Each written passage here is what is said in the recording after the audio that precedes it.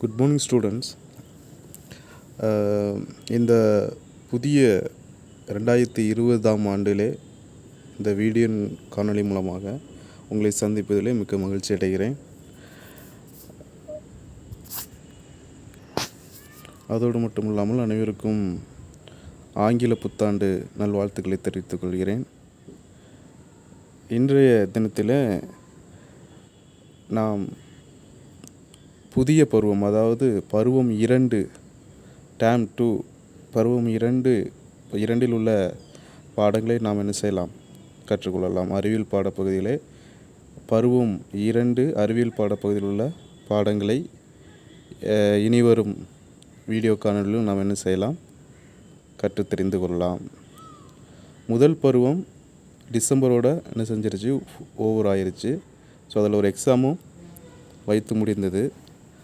அடுத்தாற்போல் பருவம் 2 முதல் பருவம் முடிஞ்சிருச்சு. எடுத்து 2ஆம் பருவம் என்ன செய்கிறோம், 2ஆம் பருவத்தில் முதல் பாடம் அறிவியலில் சயின்ஸில் முதல் பாடம் ஹீட்டு, அதாவது வெப்பம்னா என்ன அப்படின்னு சொல்லி, இந்த ஹீட் எங்கிறதெல்லாம் உருவாகுது, ஹீட்டுடைய யூசஸ் என்ன அப்படிங்கிறத நம்ம என்ன செய்யலாம், அதை வெப்பத்தினுடைய பண்புகள் என்னென்ன, அதாவது கேரக்டரிஸ்டிக் என்னெல்லாம் இருக்குது அப்படின்னு சொல்லி என்ன செய்யலாம், இந்த யூனிட்டில் நம்ம முழுமையாக என்ன செய்யலாம், படிக்கலாம். ஃபஸ்ட்டு பாருங்கள், இன்ட்ரடக்ஷன் கொடுத்துருக்காங்க. இன்ட்ரடக்ஷன் பாருங்கள். We are all familiar with heat. We feel it on our body. When the sun shines, we use heat for cooking our food. We reduce the heat by adding ice cubes while preparing fruit juice. Let us learn about source of heat. அதாவது heat நம்ம எங்கெல்லாம் உணரலாம் அப்படின்னு பார்த்தீங்க அப்படின்னா, வெப்பத்தை நம்ம எங்கெல்லாம் உணரலாம். வெப்பம் என்பது நம்ம எல்லாருக்கும் தெரிஞ்சது தான். அதாவது சூரிய ஒளி நம் உடலில் படும்போது நாம் வெப்பத்தை என்ன செய்கிறோம், உணர்கிறோம். அப்படி தான் நம்ம சூரியனிலிருந்து வெளிவரக்கூடிய அந்த சூரிய ஒளி, சூரியனிலிருந்து ஒளி மட்டும், வெளிச்சம் மட்டும் வர்றதில்லை, வெப்பம் என்ன செய்கிறது, சேர்ந்து வருது. அந்த வெப்பத்தை எப்படி உணர்கிறோம், அந்த சூரிய ஒளி வெளிச்சம் நம்ம மீது படும்பொழுது ஒரு வெப்ப உணர்வை நம்ம என்ன செய்கிறோம், உணர்கிறோம். ஸோ வெப்பம் நமக்கு பல வழிகளில் பயன்படுகிறது. வெப்பத்தை உணவு சமைக்க பயன்படுத்துகிறோம்.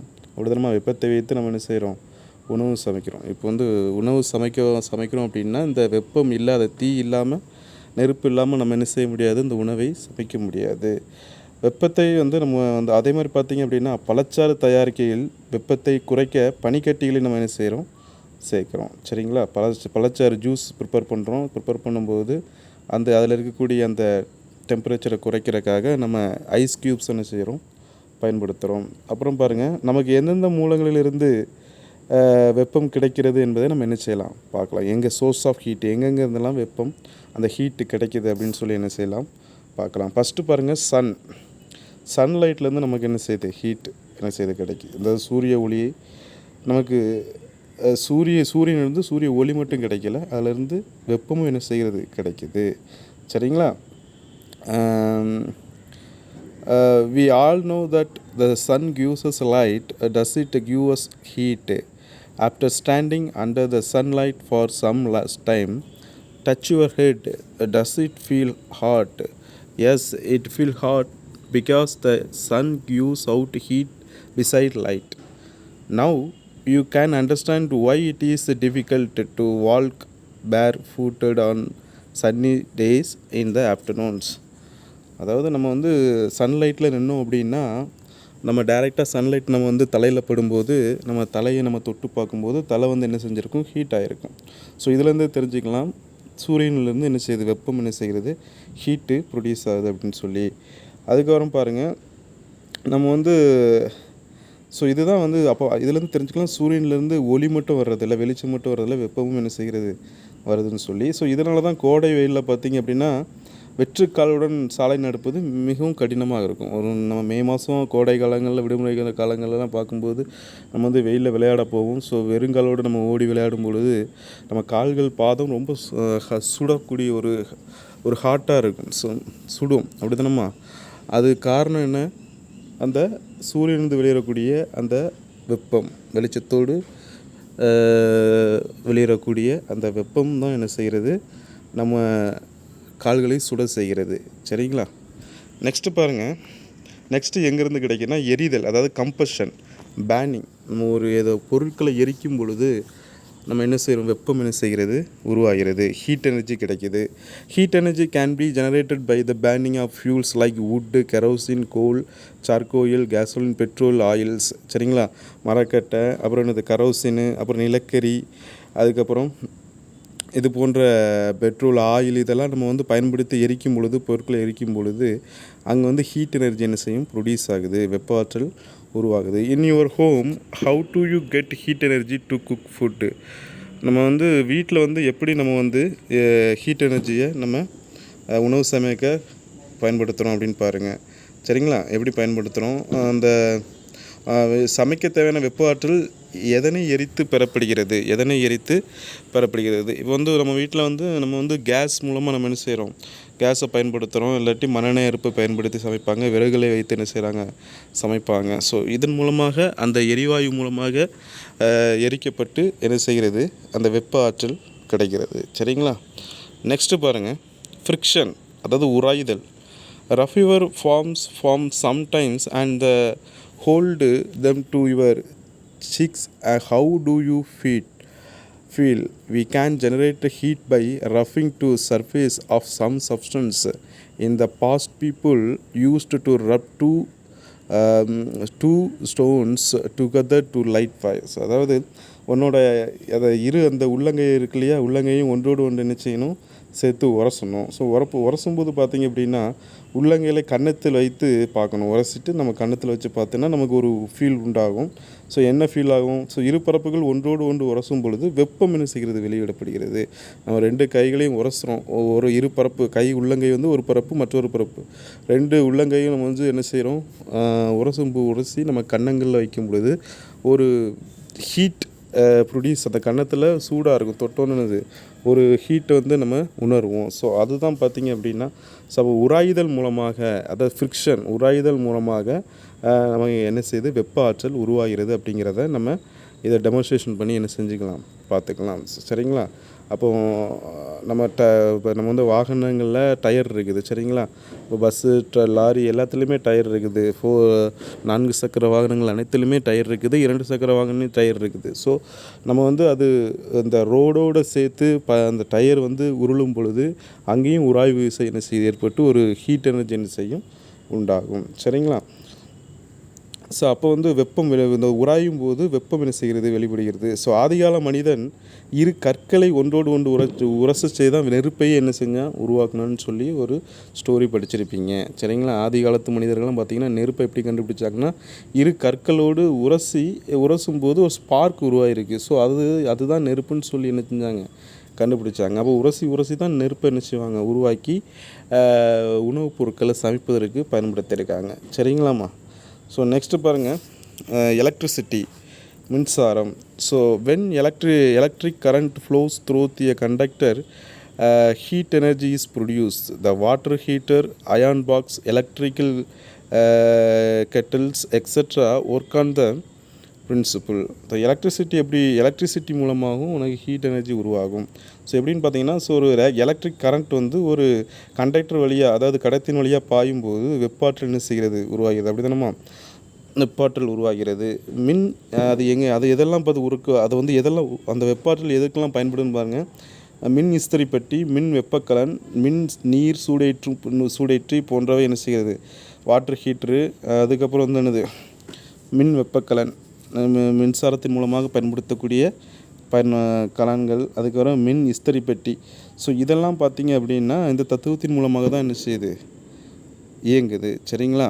Electric kettles, water heater, iron box. So இதெல்லாம் வந்து இந்த எலக்ட்ரிசிட்டியை பயன்படுத்தி அதன் மூலமாக உருவாகக்கூடிய அந்த ஹீட் எனர்ஜியின் மூலமாக நமக்கு அந்த ஹீட் எனர்ஜி நமக்கு பல்வேறு விதமாக பயன்படுகிறது. சரிங்களா? ஸோ நெக்ஸ்ட்டு பாருங்கள், ஹீட்டு. ஸோ நெக்ஸ்ட்டு வந்து வெப்பம் தான் நம்ம வந்து டீட்டெயிலாக என்ன செய்யலாம், பார்க்கலாம். வெப்பம்னா என்ன?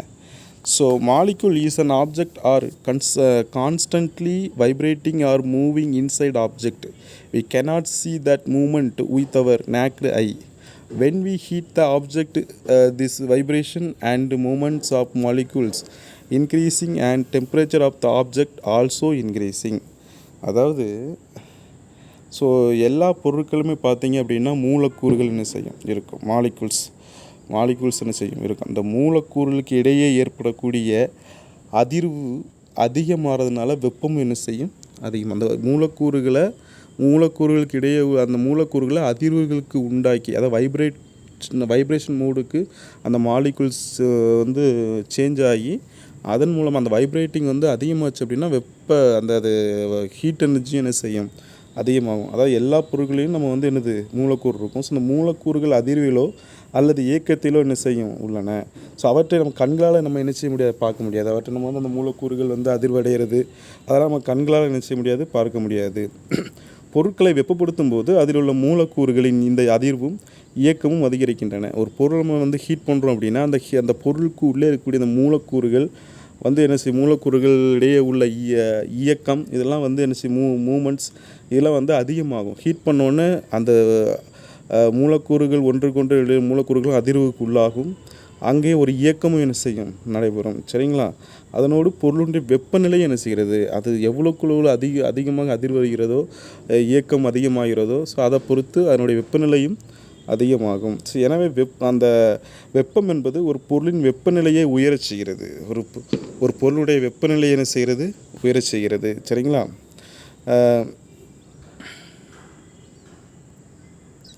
வெப்பநிலையை மட்டும் உயரச் செய்வது மட்டும் இல்லாமல் அந்த பொருளுடைய மூலக்கூறுகளை வேகமாக இயங்க வைக்கக்கூடிய ஒரு வகையான ஆற்றலை என்ன செய்கிறது, ஆற்றல் தான் இந்த வெப்பம் அப்படின்னு சொல்லி நம்ம என்ன செய்யணும், வெப்ப ஆற்றல் நம்ம என்ன செய்யலாம் சொல்லலாம். அந்த மூலக்கூறுகளை வேகமாக இயங்க வைக்கக்கூடிய ஒரு வகையான ஆற்றல் தான் வெப்ப ஆற்றல் நம்ம என்ன செய்கிறோம் சொல்கிறோம். சரிங்களா. ஸோ அந்த பாருங்கள் அந்த ஸோ அதில் கொடுத்துருக்காங்க பாருங்கள், வெப்பப்படுத்துவதற்கு முன் மூலக்கூறின் நிலை, அந்த மாலிகுலுடைய ஸ்டேஜ் வந்து ஹீட் பண்ணுறதுக்கு முன்னாடி எப்படி இருந்திருக்கு, ஹீட் பண்ணதுக்கப்புறம் அந்த வைப்ரேஷன் எப்படி இருக்குது அப்படின்னு சொல்லி அந்த இயக்கம் எப்படி இருக்குன்னு சொல்லி அவங்க என்ன செஞ்சுருக்காங்க அந்த பிக்சரில் கொடுத்துருக்காங்க. ஸோ அதை வச்சு நீங்கள் ஓரளவுக்கு அண்டர்ஸ்டாண்ட் பண்ணிக்கலாம். சரிங்களா. ஸோ நெக்ஸ்ட் பாரு, thus heat is an energy that release the temperature of a thing and having the molecules is that thing to move faster. Heat is not a matter, it does not occupy the space, it has no weight. So heat வந்து பார்த்திங்கன்னா ஒரு ஒரு ஒரு பொருளுடைய இடத்தை அடைக்கிறது கிடையாது, அது ஒரு பருப்பொருளும் இல்லை. ஸோ அது வந்து அதுக்குன்னு ஒரு வெயிட்னஸ் அது கிடையாது. லைட் அது வந்து எப்படின்னா light, sound and electricity, heat is form of energy. அது ஒரு லைட் எனர்ஜி, சவுண்ட் எனர்ஜி, அப்புறம் எலக்ட்ரிசிட்டி அண்ட் ஹீட்டெலாம் வந்து பார்த்திங்கன்னா ஒரு விதமான ஆற்றல் எனர்ஜின்னு சொல்லி என்ன சொல்கிறாங்க. சரிங்களா.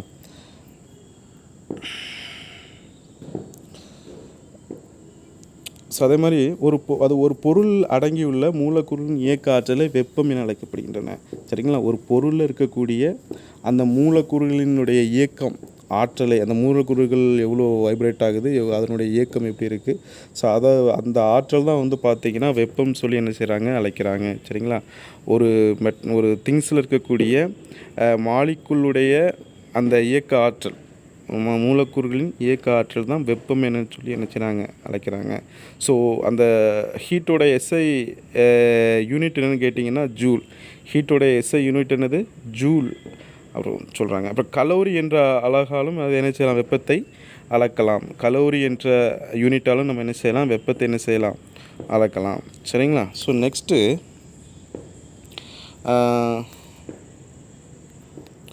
ஹாட் அண்ட் கோல்டு ஆப்ஜெக்ட்ஸ், அதாவது சூடான மற்றும் குளிரான பொருட்கள். சூடான பொருட்கள், குளிரான பொருட்கள் அப்படிங்கிறதுக்கு இந்த ரெண்டுக்கும் உள்ள டிஃப்ரென்ஸ் என்னன்னு சொல்லி பார்க்கலாம்.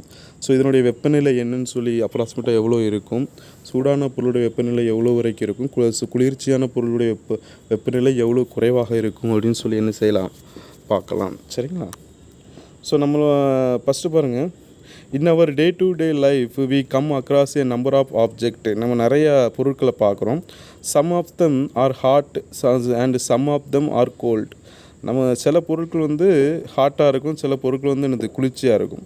How do we decide which object is hotter than the order. சரிங்களா? ஸோ எந்தெந்த பொருட்கள் மற்றவற்றை விட அதிக சூடாக இருக்கின்றன என்பதை நம்ம எப்படி நிர்ணயம் செய்கிறது?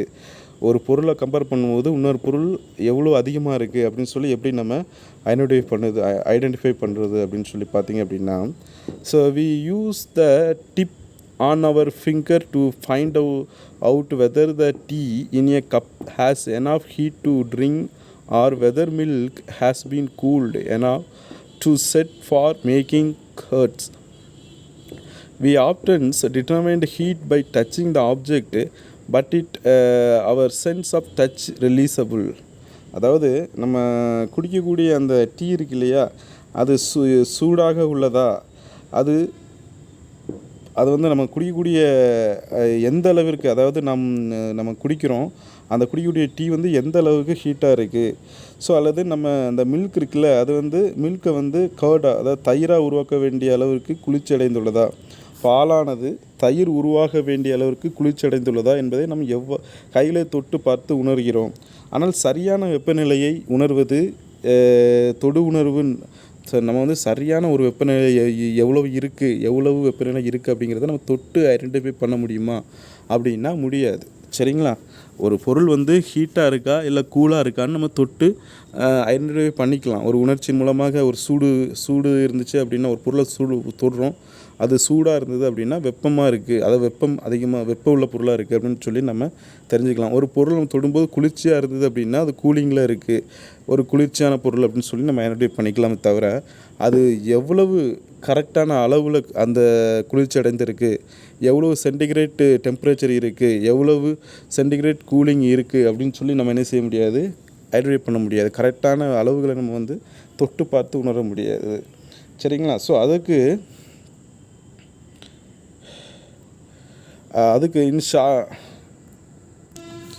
அதுக்கு தான் பார்த்தீங்கன்னா நிறைய கருவிகள் இருக்குது. தெர்மோமீட்டர் அப்படின்னு சொல்லக்கூடிய கருவிகள்லாம் என்ன செய்யுது, வெப்பத்தை அளக்க பயன்படக்கூடிய ஒரு கருவிகளாக என்ன செய்யுது இருக்குது. சரிங்களா?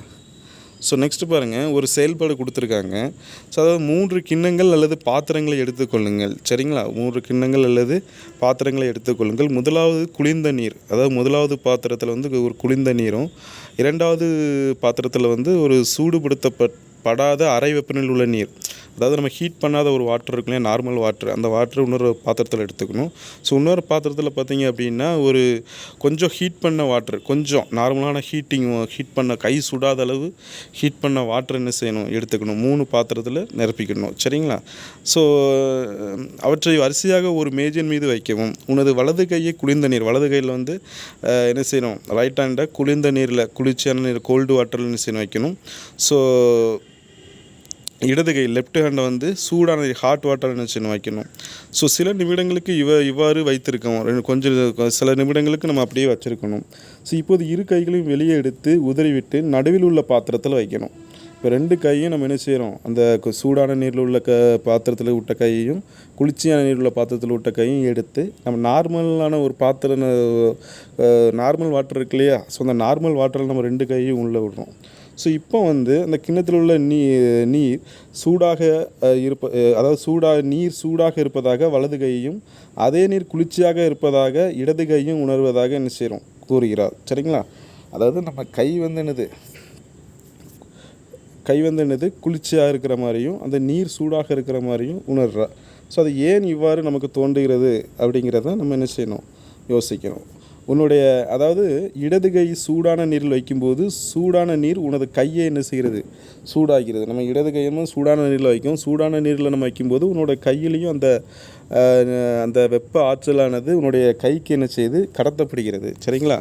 அந்த அதிர்வின் காரணமாக அந்த வெப்ப ஆற்றலானது உனது கைக்கு என்ன செய்யுது, கடத்தப்பட்டு உன்னுடைய கையும் என்ன செய்யுது, சூடாகுது. ஸோ அதே மாதிரி பாருங்கள்,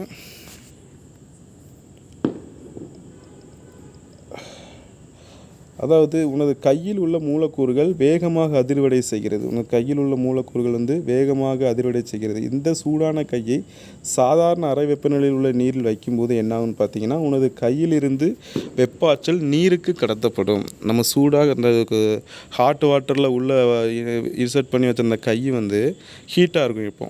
ஏன்னா அந்த வாட்டரில் உள்ள ஹீட் வந்து நம்ம கைக்கு என்ன செய்யுது, மூலக்கூறுகள் அதிர்வடைகிறதுனால நம்ம கைக்கு என்னது ட்ரான்ஸ்ஃபர் ஆகிருச்சு. ஸோ இப்போ நம்ம கையில் உள்ள அந்த ஹீட் வந்து நம்ம நார்மல் வாட்டரில் வைக்கும்போது நம்ம நார்மல் கையில் இருக்கக்கூடிய அந்த வெப்பம் வந்து எங்கே போகும், அந்த வாட்டருக்கு, நார்மல் வாட்டருக்கு என்ன செய்யுது, உள்ள ட்ரான்ஸ்ஃபர் ஆகுது. சரிங்களா? அந்த உனது கையிலிருந்து வெப்ப ஆற்றல் நீருக்கு என்ன செய்கிறது, கடத்தப்படுகிறது. அதாவது உனது கையில் உள்ள மூலக்கூறுகள் நீர் மூலக்கூறுகளுக்கு தனது அதிர்வை கடத்தின் மூலமாக, சரியா, நம்ம கையில் இருக்கக்கூடிய அந்த வாட்டர் மூலக்கூறுகள் வந்து நீருடைய அந்த அந்த வாட்டர் மூலக்கூறுகள் வந்து எங்கே கடத்தப்படுகிறது, அது அதிர்வடை மூலமாக அந்த பாத்திரத்தில் உள்ள நீருக்கு அந்த ஹீட் என்ன செய்து கடத்தப்படுகிறது. சரிங்களா? ஆனது தனது வெப்பநிலையை குறைத்து கொள்கின்றன. சரிங்களா? அதனால் அந்த நம்ம கையில் உள்ள வெப்பம் வந்து குறைஞ்சி நீருக்கு என்ன செய்கிறது போலனால நீர் வந்து ஹீட் ஆகுது. நம்ம கை குளிர்ச்சி அடைவது போல் ஒரு உணர்வு என்ன செய்கிறது, உண்டாகிறது. ஸோ இதன் காரணமாக நாம் நீர் குளிர்ச்சியாக இருப்பதாக உணர்கிறோம். ஸோ இதே போல தான் ஏற்கனவே குளிர்ந்த நீரில் வைக்கப்பட்டிருந்த வலது கை இப்போது நீரிலிருந்து வெப்ப ஆற்றலை எடுத்துக்கொள்வதால் அது இப்போ குளிர்ந்த நீரில் உன்னோடைய கையை வச்சால, அந்த குளிர்ந்த நீரில் வச்ச கையை நீ நார்மல் வாட்டரில் வைக்கும்போது நார்மல் வாட்டரில் ஒரு அரை வெப்பநிலையில் ஒரு 30 டிகிரி செல்சியஸில் இருக்கும். ஆனால் நீ குளிர்ச்சியான இடத்துல வந்து ஒரு 10 டிகிரி செல்சியஸில் இருக்கக்கூடிய ஒரு வாட்டரில் நீ கையை வச்சுட்டு 30 டிகிரி செல்சியஸில் அரை வெப்பநிலையில் உள்ள ஒரு வாட்டரில் நீ கவிக்கும்போது அந்த 30 டிகிரி செல்சியஸில் இருக்கக்கூடிய அந்த வெப்பம் வந்து எங்கே ஏறும், உன்னுடைய அந்த நீரில் உள்ள மூலக்கூறின் அதிர்வின் காரணமாக உன்னுடைய கைக்கு அந்த வெப்பம் என்ன செய்யும், கடத்தப்பட்டு உன்னுடைய கை வந்து சூடான உணர்வு என்ன செய்கிறது, பெறுகிறது. சரிங்களா? ஸோ ஆக ஒரே வெப்பநிலையில் உள்ள நீரானது நமது கைகளின் வெப்பநிலையை பொறுத்து, நம்முடைய கைகளுடைய வெப்பநிலையை பொறுத்து என்ன செய்கிறது, குளிர்ச்சி அடைகிறது, அதுக்கப்புறம் என்னது, வெப்பம் அடைகிறது. சரிங்களா?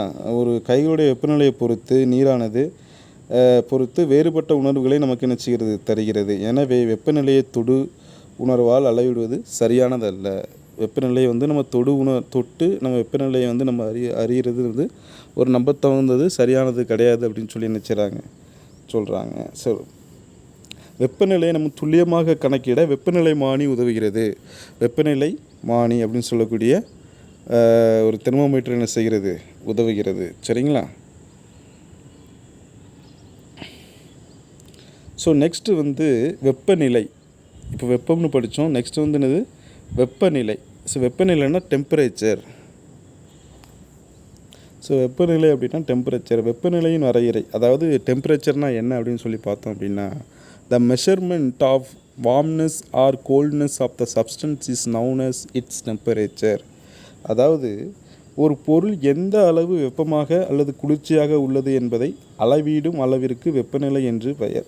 ஒரு பொருள் வந்து எந்த அளவுக்கு வெப்பமாக இருக்குது, எவ்வளோ ஹாட்டாக இருக்குது, எவ்வளோ கோல்டாக இருக்குது அப்படிங்கிறத அளவிடக்கூடிய அந்த வேல்யூஸ், அந்த அளவுக்கு தான் பார்த்திங்க அப்படின்னா வெப்பநிலை என்று நம்ம சொல்கிறோம். சரிங்களா? இதனுடைய எஸ்ஐ யூனிட் பார்த்திங்கன்னா கெல்வின். என்னது, கெல்வின் அப்படின்னு சொல்கிறோம். இதை வந்து செல்சியஸ், ஃபாரன்ஹீட் போன்ற பிற அலகுகள் மூலமும் நம்ம என்ன செய்யலாம், போன்றவை பிற அலகுகள் ஆகும். பிற அலகுகள் மூலமாகவும் நம்ம அது வந்து மெஷர் பண்ணலாம். சரிங்களா? செல்சியஸ், ஃபாரன்ஹீட் அப்படிங்கிறத மெஷர் பண்ணி செல்சியஸ் என்பது சென்டிகிரேட் எனவும் அழைக்கப்படுகிறது. செல்சியஸை சென்டிகிரேட்டுன்னு நினச்சிவாங்க, சொல்லுவாங்க. சரிங்களா? இத்தனை செல்சியஸ், இத்தனை சென்டிகிரேட் வெப்பநிலை பதிவாயிருக்கு அப்படின்னு சொல்லுவாங்க. அப்படி தானம்மா வானிலை செய்திகள்லாம் கேட்டிருப்பீங்க. இத்தனை 50 சென்டிகிரேட் 60 சென்டிகிரேட்டு வெப்பநிலை என்ன செஞ்சுருக்கு, இருத்திருக்கு 100 அப்படின்னு சொல்லி என்ன செய்யும், சொல்லுவாங்க இல்லையா? இத்தனை சென்டிகிரேட் குளிர்ச்சி இருக்குது அப்படின்னு சொல்லுவாங்கள்ல. அதே மாதிரி தான் சென்டிகிரேட்டை பயன்படுத்தி வெப்பநிலையை என்ன செய்கிறாங்க, மெஷர் பண்ணுறாங்க. வெவ்வேறு வெப்பநிலையில் உள்ள இரு பொருள்கள் ஒன்றை ஒன்று தொடும் பொழுது என்னவுன்னு பாருங்கள். அதாவது determine the direction of flow. It determines the direction of the flow of heat when two bodies are placed in contact. நம்ம வந்து வெவ்வேறு வெப்பநிலையில் இருக்கக்கூடிய இரு பொருட்கள் ஒன்றையொன்று தொடும் பொழுது என்ன ஆகும்னு பார்த்தீங்கன்னா வெப்பமானது எந்த திசையில் பாய்கிறது என்பதை அவற்றின் வெப்பநிலை நிர்ணயிக்கிறது. சரிங்களா? வெவ்வேறு வெப்பநிலை உள்ள 2 பொருட்கள் ஒன்றை ஒன்று தொடும் பொழுது இந்த வெப்பமானது எந்த திசையில் பாய்கிறது என்பதை அவற்றின் வெப்பநிலை தான் நிச்சயிக்கிறது, தீர்மானிக்கும். சரிங்களா? இப்போ வந்து பார்த்தீங்க அப்படின்னா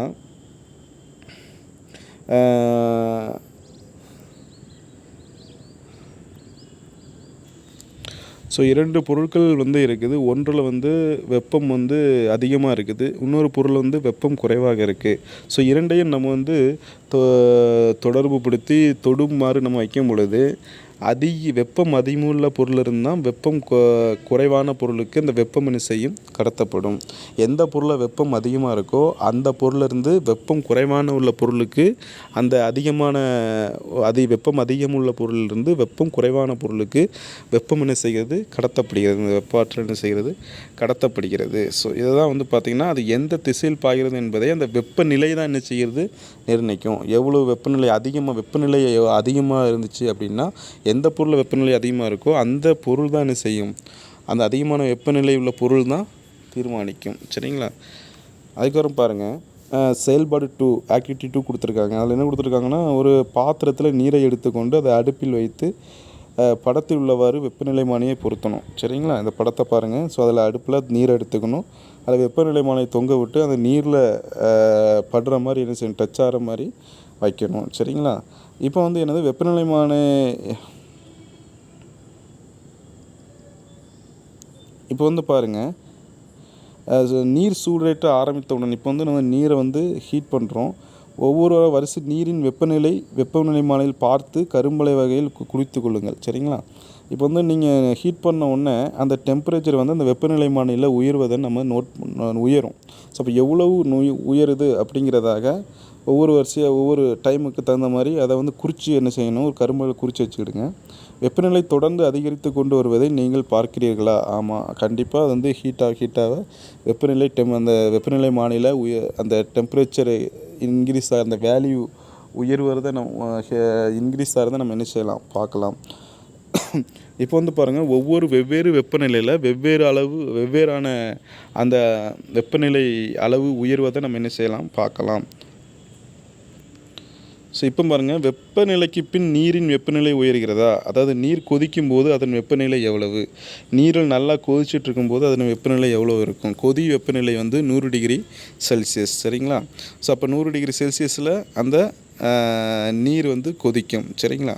கொதிநிலைக்கு பின் நீரின் வெப்பநிலை உயர்கிறதா, ஒரு கொதிநிலை வந்ததுக்கப்புறம் அதுக்கப்புறம் வந்து நீரின் வெப்பநிலை உயர்கிறதா அப்படின்னு கேள்வி வச்சுருக்காங்க. கண்டிப்பாக என்ன செய்யாது, ஒரு அந்த 100 டிகிரி செல்சியஸ்க்கு வந்ததுக்கப்புறம் அது வந்து என்ன செய்யும்,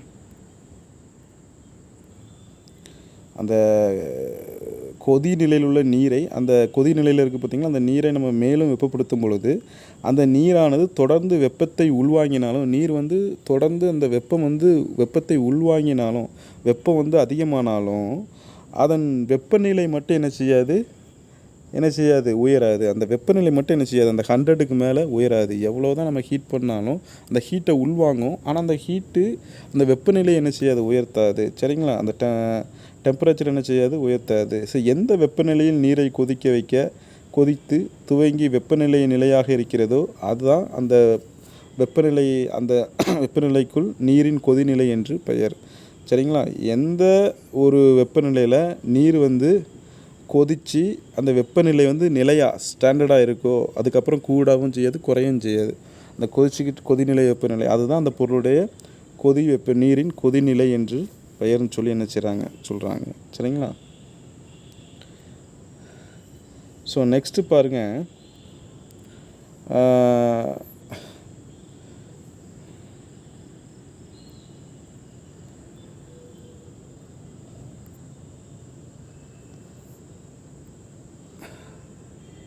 கெஸஸ் அண்ட் ரைட்னு சொல்லியிருக்காங்க. Check your assumptions with the help of the தெர்மோமீட்டரை வச்சு இது செக் பண்ண சொல்கிறாங்க. பாருங்கள், approximate temperature of the tea when you drink.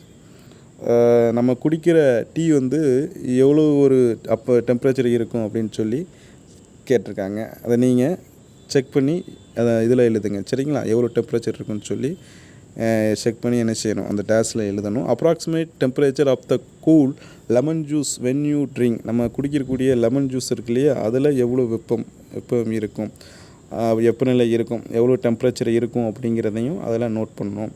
So normally room temperature வந்து எவ்வளோ இருக்கும், அப்ராக்சிமேட்லி 30 டிகிரி செல்சியஸில் இருக்கும். சரிங்களா? ரூம் டெம்பரேச்சர் வந்து 30 degree Celsius. When we heat water நம்ம ஹீட் பண்ணுறோம், எப்போ ஹீட் பண்ணோம், it temperature rise and it boils at 100 degree Celsius. நம்ம வாட்டரை ஹீட் பண்ணும்போது டெம்பரேச்சர் ரைஸ் ஆகி அந்த பாயிலிங் பாயிண்ட் வந்து எவ்வளோன்னு இருக்குன்னு பார்த்தீங்கன்னா 100 டிகிரி செல்சியஸ் இருக்கும். அந்த நீருடைய கொதிநிலை வந்து 100 டிகிரி செல்சியஸில் இருக்கும். If we cool the water, நம்ம வந்து அந்த வாட்டரை கூல் பண்ணோம் அப்படின்னா it freezes at 0 degree Celsius. அந்த வாட்டரை நம்ம வந்து கூல் பண்ணோம் அப்படின்னா, குளிர்ச்சியடை செய்யும்போது அது 0 டிகிரி செல்சியஸுக்கு போகும். குறைந்த வெப்பநிலை, மிக குறைந்த வெப்பநிலை வந்து 0 டிகிரி செல்சியஸ் குளிர்ச்சி அடைந்து ஃப்ரீஸ் ஆகிடுது. சரிங்களா? உறைந்த நிலைக்கு போயிடுது. சரிங்களா?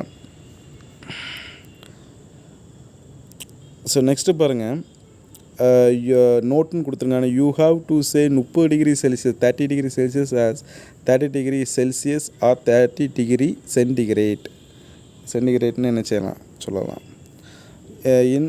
இஸ் லீலா வந்து கரெக்டானு கேட்குறாங்க. அதாவது லீலா கூற்று கரெக்டானு சொல்லி பார்க்கலாம். ஏ அண்ட் பி என்ற இரு பாத்திரத்தில் 80 டிகிரி செல்சியஸில் வாட்ரு ஏலையும் இருக்குது, பிலையும் 80 டிகிரி செல்சியஸில் வாட்டர் இருக்குது. ஸோ இந்த வாட்டரை அந்த ரெண்டில் ஏபி ரெண்டு அந்த கண்டெய்னரில் இருக்கக்கூடிய அந்த பாத்திரத்தில் இருக்கக்கூடிய அந்த 80 டிகிரி செல்சியஸ் உள்ள வாட்டரை ஒரு இங்கக்கூடிய ஒரு புது பாத்திரத்தில் என்ன செய்யணும், ஊற்றணும். சரிங்களா? புது கண்டெய்னரில் என்ன செய்யணும், அதை ஊற்றணும்.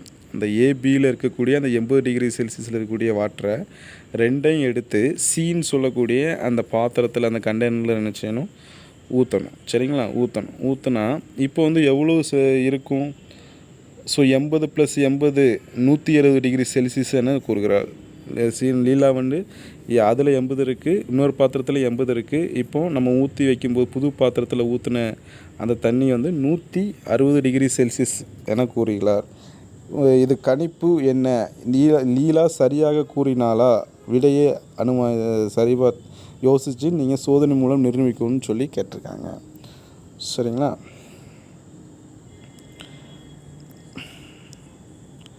டூ யூ நோ, உங்களுக்கு தெரியுமா அப்படிங்கக்கூடிய ஒரு பாக்ஸ் இருக்குது. ஸோ அதில் பார்க்கலாம். One day in 1922 the air temperature was measured at 59 degree Celsius in the shade in Libya, Africa. சரிங்களா? அதாவது ஆப்பிரிக்காவில் உள்ள லிபியாவில் 1922ஆம் வருடத்தில் ஒரு நாள் காற்றின் வெப்பநிலையானது 59 டிகிரி செல்சியஸ் என கணிக்கப்பட்டிருக்கிறது அப்படின்னு சொல்கிறாங்க. So next the coldest temperature in the world was measured in the Antarctic continent. It was approximately -89 degree Celsius. The minute sign negative. சரிங்களா? நெகட்டிவ் சைனில் வரும். அதாவது -89 டிகிரினா 0க்கும் கீழே. 0 டிகிரி செல்சியஸ்னால் ஃப்ரீஸ் உறைநிலைன்னு சொல்கிறோம். அதுக்கு 0 டிகிரி செல்சியஸ்னால் பனிக்கட்டியாக மாறுறது. சரிங்களா? உறைந்து போகுது, நீர் வந்து உறைந்து போய் பனிக்கட்டியாக மாறி 0 டிகிரி செல்சியஸில் இருக்கும். ஸோ அதுக்கும் கீழே அப்படிங்கும்போது எவ்வளோ குளிர்ச்சியாக இருக்கும், எவ்வளோ கூலிங்காக இருக்கும்னு நீங்கள் கெஸ் பண்ணுங்கள். சரிங்களா? ஸோ தோராயமாக -89 டிகிரி செல்சியஸ் என கணக்கிடப்பட்டுள்ளது. வெப்பநிலை நீரின் உறைநிலைக்கு குறைவாக இருக்கும் பொழுது எதிர்குறி, அதாவது நீரின் உறைநிலைக்கும் அதாவது 0 டிகிரி செல்சியஸுக்கும் குறைவாக இருந்ததுன்னா அது மைனஸ்ன்னு சொல்லி எதிர்குறி ஆப்போசிட் மைனஸ் அப்படின்னு சொல்லி நெகட்டிவ் சார்ஜ் என்ன செய்யணும், கொடுக்கணும். சரிங்களா? ஸோ நீரினுடைய அந்த உறைநிலை வந்து 0 டிகிரி என கருதப்படுகிறது. அப்போது -89 டிகிரி செல்சியஸுக்கு எந்த அளவுக்கு குளிராக இருக்கும் என்பதை நம்ம சிந்தித்து பார்க்கணும். ஸோ நமது உடலின் சராசரி வெப்பநிலை வந்து 37 டிகிரி செல்சியஸ் தான் நம்ம உடம்பில் இருக்கக்கூடிய சராசரி வெப்பநிலை. சரிங்களா? அப்போ காற்றினுடைய வெப்பநிலை வந்து 15 டிகிரி செல்சியஸ் முதல் 20 டிகிரி செல்சியஸ் அளவு வரைக்கும் என்ன செய்யும் இருக்கும் பொழுது நமது உடலில் குளிர்ச்சியாக என்ன செய்கிறது, உணர்கிறது. நம்ம உடல்நிலை வந்து 37. ஸோ அதுக்கும் கீழே காற்றில் வந்து வெப்பநிலை இப்போ அதுக்கும் கீழே இருந்ததுன்னா நம்ம உடல்நிலை என்ன செய்யும், குளிர்ச்சியாக என்ன செய்யும், உணரும். ஸோ அதற்கும் அதிகமாக இருந்தது அப்படின்னா நம்ம உடல் வந்து ஹாட்டாக என்ன செய்யும், ஃபீல் ஆகும். சரிங்களா? ஸோ நெக்ஸ்ட்டு வந்து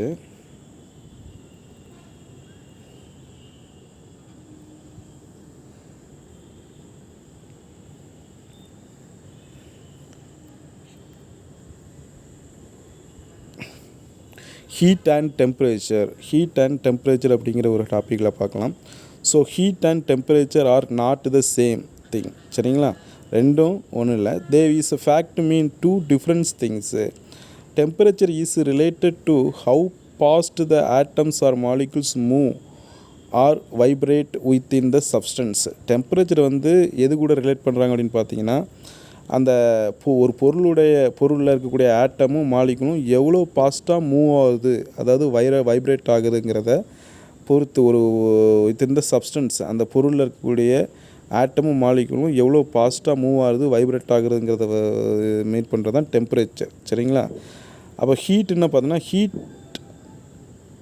heat not only depends on the temperature. அதாவது ஹீட் வந்து டெம்பரேச்சரை மட்டுமே டிபெண்ட் பண்ணி இல்லை, temperature of the substance, but also depends on how many molecules are there in the object. எவ்வளவு மாலிகுல்ஸ், அதாவது மொத்த அந்த பொருளில் இருக்கக்கூடிய மொத்த மூலக்கூறுகளையும் அடிப்படையாக கொண்டு அது வந்து என்ன செய்யுது, அதை டிபெண்ட் பண்ணி என்ன செய்யும் இருக்கும். சரிங்களா? அதாவது வெப்பநிலையை மட்டும் இல்லை, அந்த டெம்பரேச்சரை மட்டும் இல்லை, ஒரு பொருளின் எவ்வளவு மூலக்கூறுகள் உள்ளன என்பதையும் பொறுத்து தான் இந்த ஹீட் என்ன செய்யும் இருக்கும். ஒரு பொருள் உள்ள எவ்வளவு மூலக்கூறுகள் இருக்குது என்பதையும் பொறுத்து அந்த வெப்பமானது கணிக்கப்படுகிறது. சரிங்களா? ஸோ நெக்ஸ்ட் வந்து அந்த வெப்பநிலையானது மூலக்கூறுகளின் சராசரி இயக்க ஆற்றலை குறிப்பிடும் ஒரு அளவீடு. அந்த மூலக்கூறு இருக்கு இல்லையா, வெப்பநிலையானது மூலக்கூறின் சராசரி இயக்க ஆற்றல் எவ்வளோ ஆவரேஜான அந்த மாலிகுல்ஸ் மூவ் ஆகிற அந்த மூவிங் எனர்ஜியை பொறுத்து குறிப்பிடக்கூடிய ஒரு அளவீடாக இருக்குது. ஸோ ஹீட்டு வந்து வெப்பமானது அப்பொருளில் அடங்குள்ள மூலக்கூறின் மொத்த இயக்க ஆற்றல். அது வந்து டெம்பரேச்சர் வந்து ஆவரேஜ் மாலிகுலுடைய சராசரி, ஆவரேஜ் மாலிகுல்ஸுடைய இயக்க ஆற்றல் வந்து குறிப்பிடுறாங்க. ஆனால் வெப்பம் வந்து அப்படி கிடையாது, அப்பொருள் அடங்கியுள்ள மொத்த மூலக்கூறுகளின் இயக்க ஆற்றலை குறிப்பிடும் ஒரு அளவீடாக என்ன செய்யுது இருக்குது. சரிங்களா? Temperature so measure the average kinetic energy of molecules. Heat measure the total kinetic energy of the molecules in the substance. சரிங்களா? அது வந்து ஆவரேஜ் கைனெட்டிக் எனர்ஜி, இது வந்து total kinetic energy of the molecules. சரிங்களா? Heat.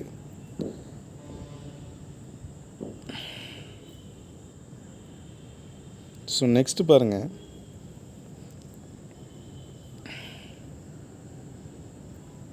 flow of heat and analogy between temperature and water level.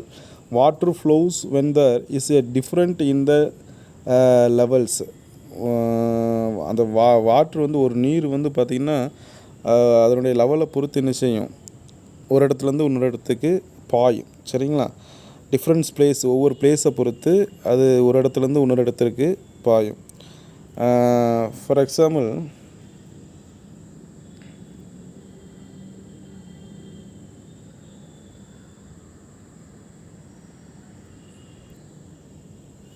it does not matter if it's more water is one place or another. சரிங்களா? ஒரு water வந்து ஒரு இடத்துலேருந்து மற்றொரு இடத்திற்கு போகும். உயரமான பகுதியிலேருந்து தாழ்வான பகுதிக்கு வாட்ரு என்ன செய்யும், மூவ் ஆகி வரும். சரிங்களா? எங்கேருந்து எங்கே ஒரு வாட்ரு ஃப்ளோ ஆகி போகிறத பொறுத்து தான் அந்த டைரக்ஷன் என்ன செய்யும், மெஷர் பண்ண முடியும். So water from a bottle can flow into the reservoir or the other way around. The temperature of the object is like the water level மாதிரி தான் டெம்பரேச்சரும். அதிக வெப்பநிலையில் உள்ள பொருள் வந்து குறைவான வெப்பநிலை உள்ள பொருளுக்கு என்ன செய்யும், இந்த டெம்பரேச்சர் வந்து என்ன செய்யும், ட்ரான்ஸ்ஃபர் ஆகும். அந்த வெப்பநிலை, அந்த வெப்ப ஆற்றல் வந்து என்ன செய்யும், கடத்தப்படும். சரிங்களா? ஸோ அதிக வெப்பநிலை பொருளிலிருந்து குறைவான வெப்பநிலைக்கு என்ன செய்யும் கடத்தப்படுறது வந்து அதை பொறுத்து தான் அதனுடைய டேரெக்ஷன் என்ன செய்யுது சொல்கிறாங்க. அதனுடைய அதிக வெப்பநிலையிலேருந்து குறைவான வெப்பநிலைக்கு போகும்போது ஸோ அதை பொறுத்து அந்த திசையும் என்ன செய்யுது கணிக்கப்படுகிறது. இப்போ நீர் வந்து பார்த்திங்க அப்படின்னா எங்கேருந்து எங்கே வேணாலும் மாறிப்போம். குட்டையிலேருந்து பெரிய நீர்த்தேக்கத்திற்கும் பாயலாம், அல்லது நீர்த்தேக்கத்திலேருந்து குட்டையை நோக்கி என்ன செய்யலாம் பாயலாம். ஆனால் அது வந்து எதை பொறுத்து நீர் மட்டமே நீர் பாயும் திசை என்ன செய்கிறது தீர்மானிக்கிறது. அந்த நீர் மட்டம் எப்படி இருக்கோ அதிகமான மட்டத்திலேருந்து குறைவான மட்டத்துக்கு போகும், குறைவான மட்டத்திலேருந்து அதிகமாக அந்த நீர் மட்டம் அதிகமாக எங்கே இருக்கோ அங்கேருந்து குறைவான இடத்திற்கு அந்த நீர் வந்து என்ன செய்யுது கடந்து போகுது. சரிங்களா? ஸோ நீர் மட்டம் நீர் பாயும் திசையை தீர்மானிப்பது போல் பொருளுடைய வெப்பநிலை வெப்ப ஆற்றல் பாயும் திசையை என்ன செய்கிறது. ஒரு பொருளில் எவ்வளோ வெப்பநிலை இருக்கோ அந்த வெப்பநிலையை தான் வந்து வெப்ப ஆற்றல் எங்கே பாயும் அப்படிங்கக்கூடிய அந்த திசையை என்ன செய்கிறது தீர்மானிக்கிறது. சரிங்களா? ஸோ நெக்ஸ்ட்டு கிளாஸில் வெப்ப தொடர்பும் வெப்ப சமநிலையும் அப்படிங்கிற